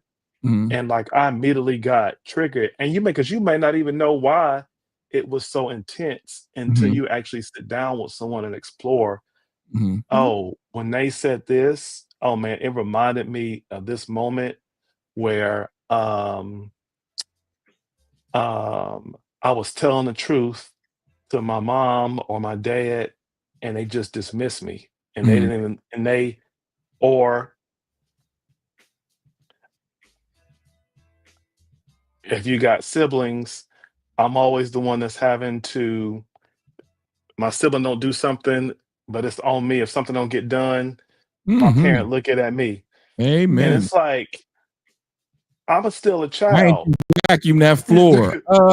Because there's another human being here. What the hell? Well, she ain't got Right. to vacuum the floor. Let You me be like, sit. what the hell? And then when you did shit, I had to hear about it. Well, I mean, So it's even. Because then now you said it, I didn't do shit. Right. And so look, I get it. Because like with some of these households, one of the kids, whoever's the oldest, ends up getting parentified. So now they are the co-parent parenting the other siblings. And Mhm. so if stuff don't get done by the other siblings, I'm sorry, I feel like I'm stirring You're up some, triggering now. some stuff. yeah. Look, we're, Triggering we're now. going right back now. I'm like, damn Yeah. right. Tell me, what did she Right. eat? I don't know. What did you cook? I don't know. Oh, so you gonna just not let her eat today? She said she ain't want no hot dogs. That's all we had. Perhaps this is a therapist. I mean, Right. you're doing a lot of triggering up here Right. I'm sorry. on his birthday. Look, I'm trying to bring real world scenarios to the You are. TDS radio. You are truly bringing it. You're bringing it tonight. Absolutely. Right? That nigga talking about. Hey man, one time we took her to when she went to go to work for the Maury Povich show. Right, we had to drive to Connecticut. All right, so my mom guilted me because I didn't want to go. I'm like, I said bye. I gave her a hug. See you later. All right, sis. Good luck. I heard you just don't want to go and see your sister off. This is a big milestone for her. Da, da, da, da. All right, I'm going. Oh, and you going to drive. And I'm going to drive. Then I drove, got there, and had to sleep on the floor. And watch the great. Wow. and then drive all the way home. I'm like, see, this is the job of the father who's not here, because what the hell are we talking about? Like, Yes. Appreciate you, bro. this shit was wild. I was like, wait a minute, I don't want to go. I gave her, literally, it was like the day before. I gave her a hug. I'm like, I'm so proud of you. Can't wait to see you. Bop, bop, bop. Peace. Because I got things to do because I'm only brother. So then, you know, my mom, she always would let shit go. Like, all right, so then you go ahead and go home. Then the phone rings. Debbie Blocker. Shit, what didn't I do? So you gonna tell me you really ain't gonna go see your sister off? I just did. No, at the place. Like, you can't go to Connecticut with us? Why? What am I? What I just said? What am I doing? Nah, I had to drive there. Then we did the furniture thing. Set it all up, sleep on the floor, get back in the car, and then drive back home. I'm with like, a chauffeur. Yeah, I'm like, this shit wasn't. This was for Dad. This wasn't for me. I'm the brother. So what happens is that's where it starts. You take take responsibility for everybody else. So it becomes normal for you to start taking responsibility for things that are not yours to take responsibility for when you get in relationships and parenting. That shit is whack, parents. Like, and that's also for the, not just saying that towards moms, because I don't want people to feel that void from dads, because a lot of the things that some of us young men experience is not so much the mom side, it's the dad side. Like, get this girl to school safely. Wait, what? Yeah, do this. Wait, what about me? Oh, well, you know what to do. Do I? Do I? Check your sister, right? You did with Dion. You knew what the fuck to do. And and the reason why I'm laughing is because literally a lot of young men experience that. You get told, you know what to do, and you're like, do I? Yeah. I don't really think I do. Or you're the man of the family. Yeah, you should be taking care of us, and that's a lot to put on. Nobody told me this shit. Like, and then you get hit with the. And well, when I was your age, I did. Well, times are different. I was saying, was you born in like 1940 something? Oh wow. And it's, you know, and that's the stuff that, like, when you say talking about parenting now, you try to. I know not even just me. I have friends that are fathers that overcompensate that. Oh yeah, because we know what it was like when you got these set of instructions. You better do this, and you're thinking, I am a kid. But I got a set of instructions as if I am a full-fledged adult. Adult problem. Yeah. But like you said, there's a whole generation of latchkey kids, and I don't technically see that anymore. I see parents that overcompensate a lot now. Yeah. Like Gabe said, you see parents now that do more. What do you say?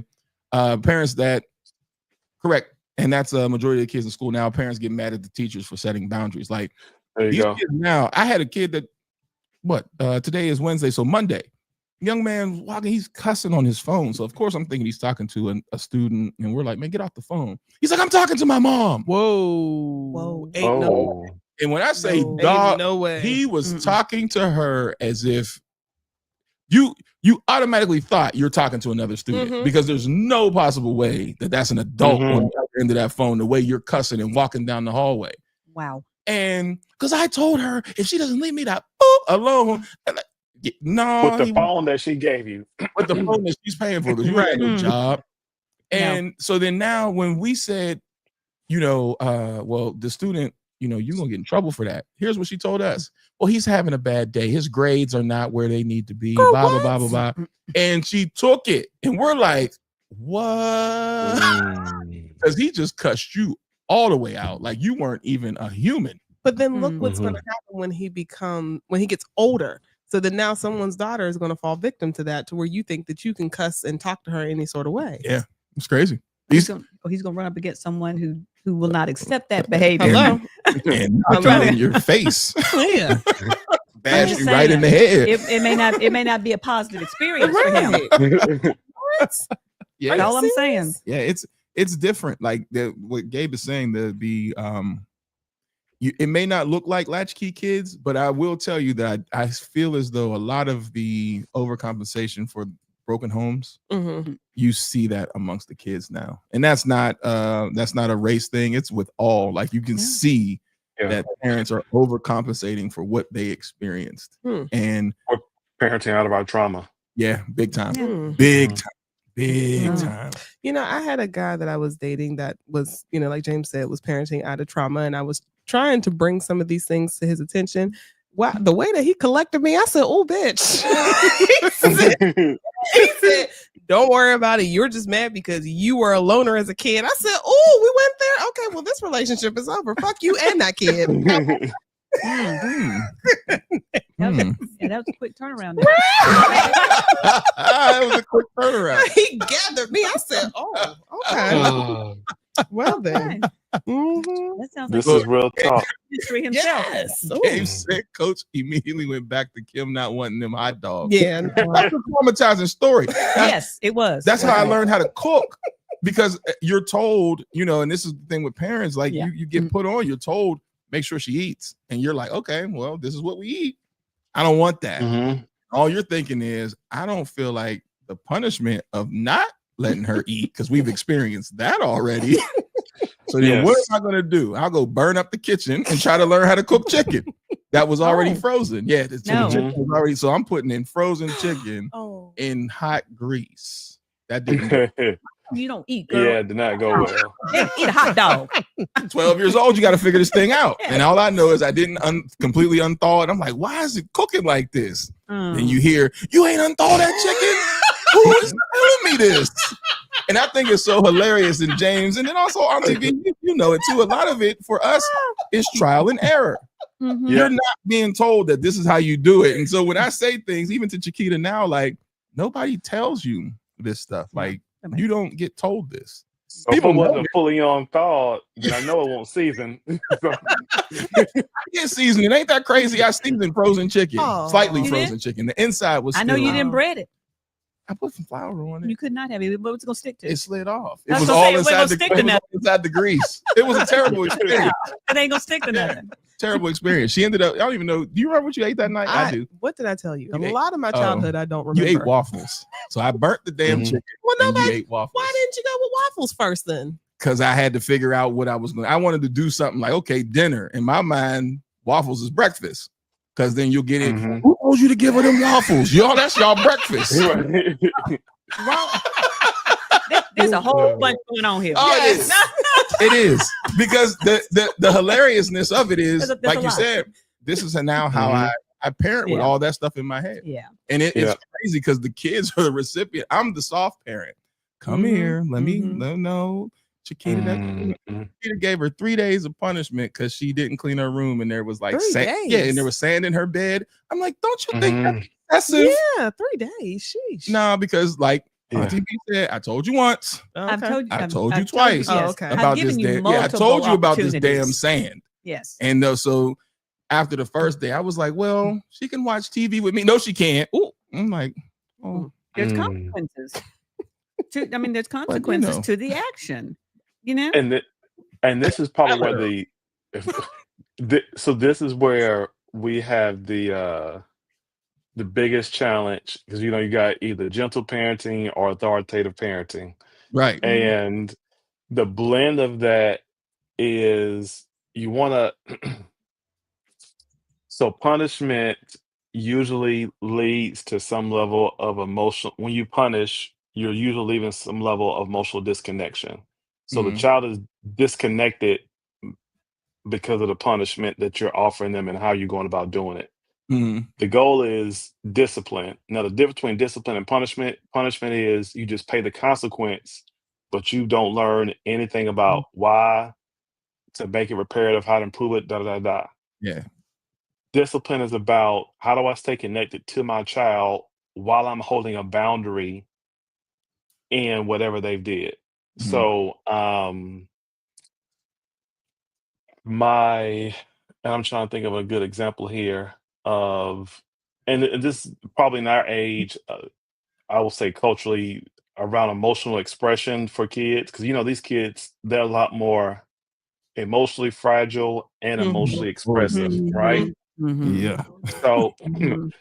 the dynamic that we're navigating is, how do I say it's okay for you to have emotions and express them? Because that was probably something that, especially for us, we weren't given the liberty to do that we want to give our kids now.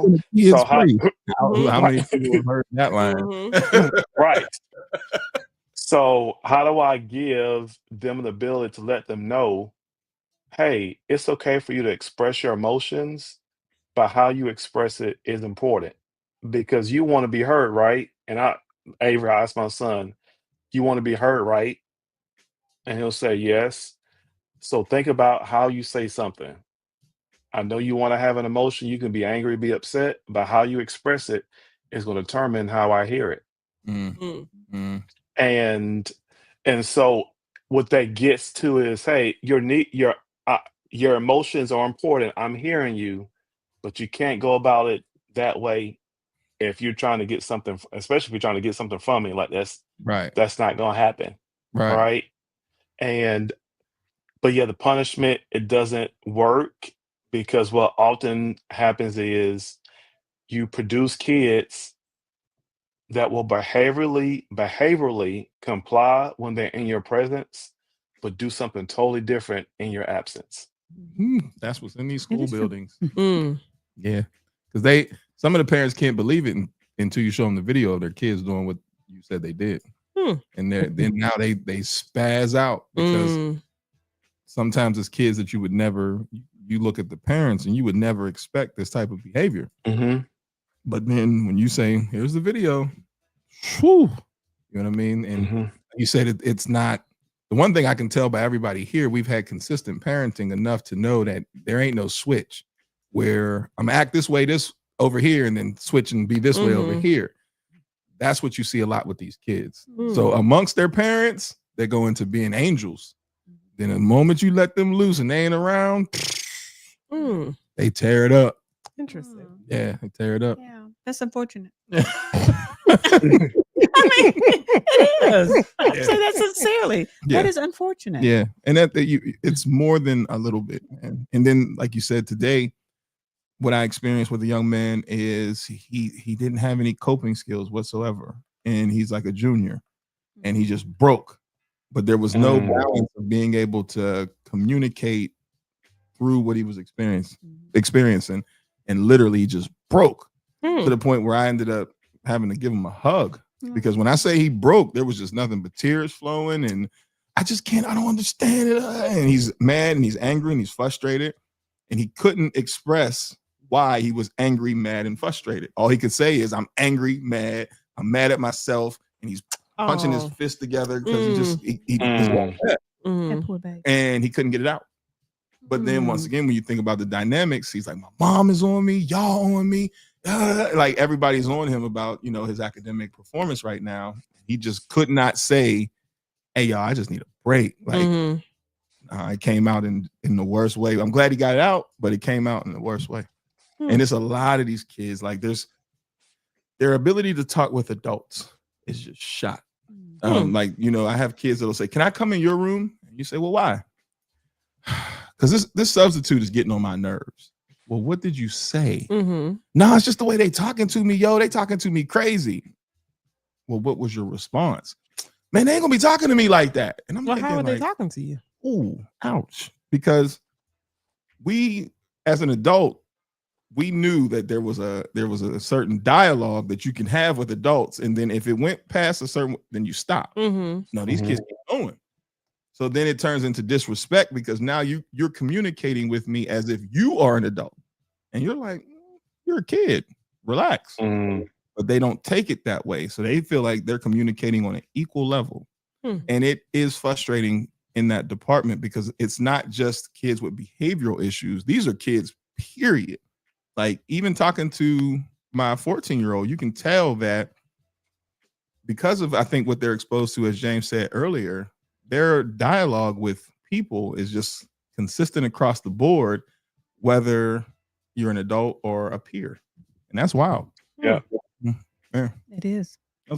Wild. Speak- I don't know how they're gonna make it. I'm telling you. So we circle back to why I'm not having kids. Because this is a lot to deal with. Telling you. That's the theme of Speaking, this look, night, speaking of isn't it? that, Why Kimberly is not having kids. This is a lot to Then you deal have with. parents say, "But we love our babies," and you're like, "Really?"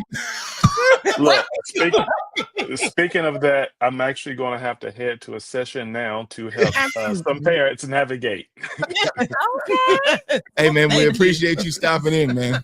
You got it. Love y'all, family. I'll be well. All right, you too, man. So now, Wow. Yeah. Wow. Again, yeah. That was a Wasn't lot. that fun? Do y'all feel better? Do you feel better? well, you feel better? you know, for me, it's jokes because at the end of the day, she's not here on the other side to be able to address it with her. Now that I'm older, I'm like, man, it was your fault, but she's not here. But Yeah. I think though, a lot of it is why we are where we are to this day. Yeah. Mhm. You know what I mean, and how we It's- deal with one another. It made you who you are. Yeah, Yeah. For it good, did. better, for worse. did. It Mhm. is. It did. It made sense now. It didn't make sense then, but it never makes does. sense Mhm. now. It never Like, does. you know, where and I know she still hates it because I still pull the father thing, like, who are you talking to? What? Where are you at? And all that. But it's also now with us only having each other, Mhm. that's what you got. It's different. Yeah, different. You have to move differently. Mhm.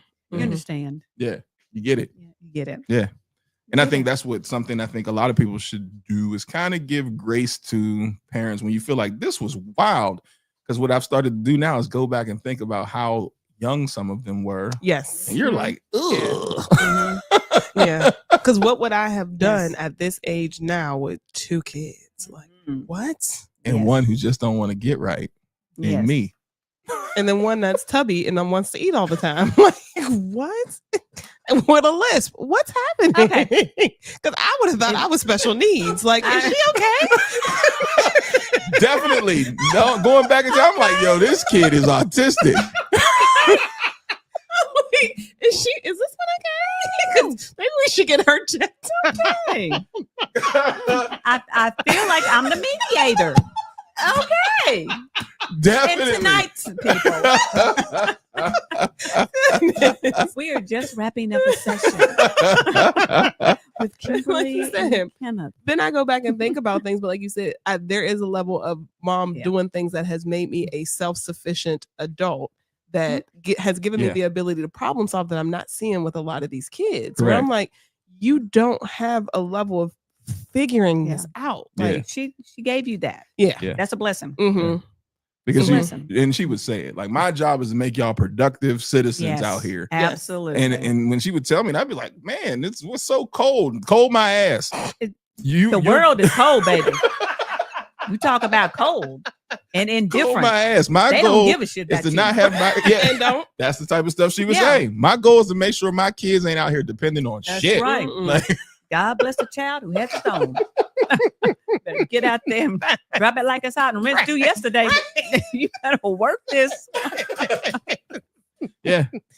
And it's like, you true. know, and I see that even joking around, even Yeah. with X, because Mhm. X calls it right. Yeah, no, she would get us right. No. Because that's my job. Yeah. I'm not your friend. I'm not your friend. You go out there and get you some friends. Yeah. Because it ain't here. It's not, I'm your parent. Yeah. My job is not to be your friend. Right. It's never been to be your friend. Yeah. Right. Yeah. No. Mhm. Yeah, we're not gonna sit around, and have a drink and talk about, Mhm. life. Are you seriously? Are you serious? I'm not your friend. I'm your mother. Yeah. My job is to make you a productive citizen in this world. Yeah. Right. I'm here to give you some coping skills. Yeah. Hello. Yeah. That's not. No. Mhm. No. Mhm. No. And like you said, where a lot of new parents are falling victim is that they're trying to be the friend. Yeah. And it's like, no, I'm not your no, friend. No. You no. can't take the place Yeah. of like my significant other. Mm-mm. That's not your job. Exactly. And it adds It's a not your level of job. stress Oh my God, yes. because then there's no lines. Mhm. and you can't let them be a child. You Yeah. can't let them grow. You can't let them. Mhm. They're not. Yeah. That's why they're running around doing stuff like grown people. Yeah. That's why they're speaking to adults Mhm. the way they are. Mhm. but yet they lack the the skill set Mhm. to do that. Correct.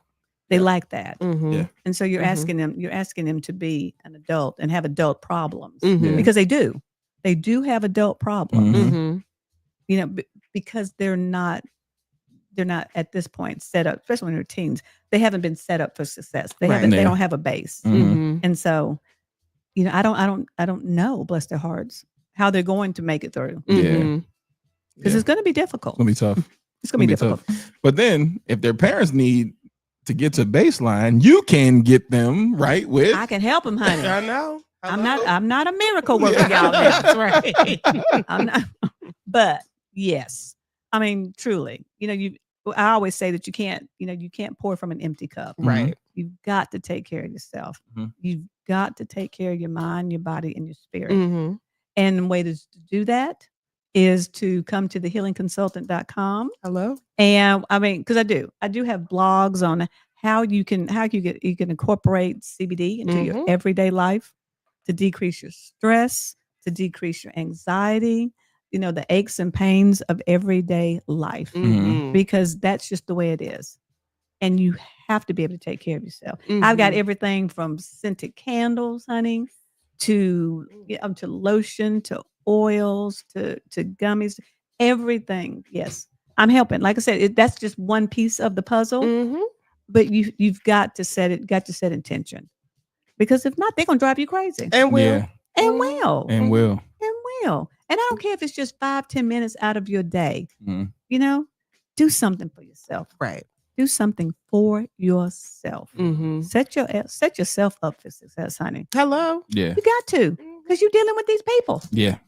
You're And dealing people with are these going to people. keep people in. Oh my God, yes. So they're gonna be on your butt because they are relentless. Yeah. Because they don't care about you either. No. Don't give a single damn. No. And they'll let you take their problems Yeah. and make them your own. Don't do that. Mm-mm. Go get yourself some drops. Mhm. Go to thehealingconsultant.com. And if you want to, have a conversation, DM us, let us know what's on your mind. Let us know how you're moving or how you want to move. Yeah. See if we can help you out. That's what I'm saying. Dumb Like so, question, like that? Auntie. Are the gummies instant or do you have to take them for a while before you feel them kick in?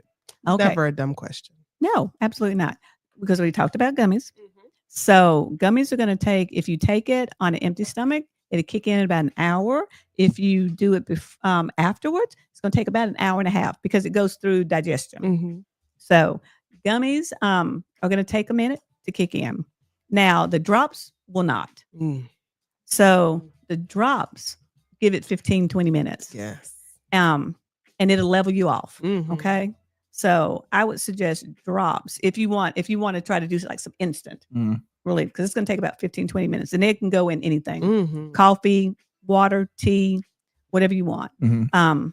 And they'll work faster because they don't go through digestion. So the simple answer is that, yeah, gummies will take a little bit because they have to go through digestion. And if it's one of those days, you might need to do the drop and the gummy. Mhm. You might need to, what we call preload, Mhm. start it then, Mhm. and then, eat the gummy, and then like an hour and a half down the road, Yes. you're like, okay, Mhm. I'm leveled off. I'm I'm good. leveled. I'm good. You may not have to take it. You may only start like with one drop Mm-hmm. in your in whatever beverage you want. Mhm. And then, when you take the gummy, then you know that, okay, you're going to get it like a sustained Yes. kind of effect throughout your morning Mm-hmm. and into your early afternoon. Yeah. Mhm. Cool. So order something, Gabe. Yeah. Go get it. Yeah. And if you do have any more questions, make sure you just go to Absolutely. thehealingconsultant.com. And it's satisfaction guaranteed. So if you find that you do not enjoy the product, which I don't think you will, I haven't had anybody yet. I know, right? You can always reach out to Auntie V and she will make it right for you. Yeah, because you have to have, because again, I say, we're not trying to get you high. No. That's not my thing. Mm-mm. So I'm just trying to get you at a place where you things are coming at you and you good. Mm-hmm. You can cope, you can deal, you'll be okay. That does not mean that you will not say a couple of dams and fucks. That just means that you know that you're gonna say a Yeah. couple of dams. Mm-hmm. You recognize it. Yes, Yes. buy it for you and your wife. Mm-hmm. Please yeah. do. Yes, absolutely. Do that. Yes. Do that. And they all come with certificate of analysis, so you know exactly what you're taking. Okay. And that's important. That's important no matter what you take. Yeah. Know what you're taking. Yeah. So what you're like, putting in your don't body. substitute it for going to the vape stores where they don't have all that because they don't have No. that. So you don't And they're know not what you're doing. obligated to. Right. which is scary. Yeah, they're not obligated to. Mhm. So we appreciate you. Yes. You're not going out of town tomorrow, are you? No, I'm here. I'm here until July. Okay. So July. Then we'll be back tomorrow. Mhm. Obi will be in the building. So you know what? You'll get your birthday song. Obi singing tomorrow. Okay. Little O. Little All O. right. Little Obi. So yeah. Well, that was a good show today. Yes, and appreciate both of you. Yeah. You know, And- and always for sharing your wisdom. Yeah. Mm-hmm. Because they need it. A little bit of humor in there. Yeah. They need it. Because it's real. All the Parenting is time. real. All day, every day. Man.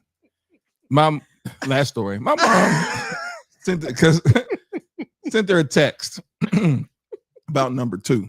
I said, well, Dana's pregnant again. My mom sends back, damn, that's a dumb move. She's not wrong. And I put the Depending phone on the situation. I put the I phone mean, down. And I She said, obviously knows I put the phone- situation. Yeah, I put the phone down and I just stared at it like, well, damn. I now understand it was Keeping it real. because there was things that we were trying to accomplish. Mm-hmm. And then when you add another kid, Mhm. boom, boom. Yeah. And I took it personally. Like, what do you mean? No, dummy. Y'all were trying to do things that now you got to put on hold. Yeah, you're trying to move differently. Now you can't. Nope. So the moral of the story is don't have kids. Don't It's like, no, I'm have just kids. joking. That No. prepare for them. That's different. Prepare for your kids. Or just don't have them. TDS Radio, our voice, our culture. Good night.